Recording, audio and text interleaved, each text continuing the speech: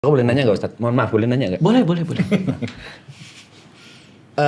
Dengan kasarnya ayat itu atau dalil itu kan ada orang yang jadi berbisnis dengan Tuhan. Malah menurut Ustadz gimana? Jadi misalnya nih, let's say orang punya uang 30 juta. Iya. Dan dia memaksakan kurban 27 juta. Itu amat sangat memaksakan kan? Iya. Menurut Ustadz tuh gimana? Dengan harapan bisnis dengan Tuhan. Itu dalam bab Islam ada namanya sifat namanya ihtisab. Oke.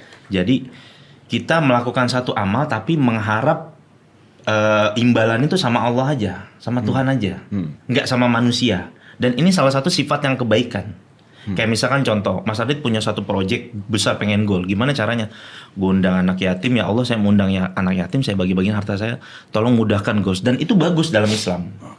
Dan itu juga bagian dari ikhlas juga karena memintanya kepada Allah langsung. Oke. Gitu. Jadi kayak seperti berdoa kita, ya Allah ini saya mau bikin undangan anak yatim, saya mau berbagi ke panti asuhan, saya mau berkurban ini, ya Allah tambahlah rezeki saya. Dan mintanya kepada Allah dan ini bagus dalam Islam.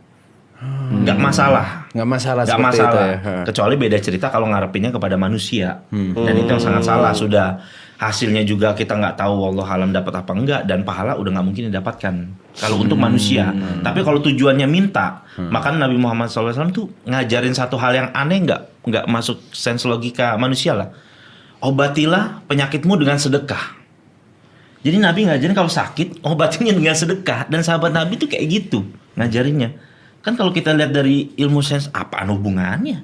Kalau orang sakit ya cari dokter, cari orang ahli. Nabi Muhammad juga ngajarin juga untuk berobat. Tapi yang pertama kali harus dilakukan itu sedekah. Oke. Terima kasih.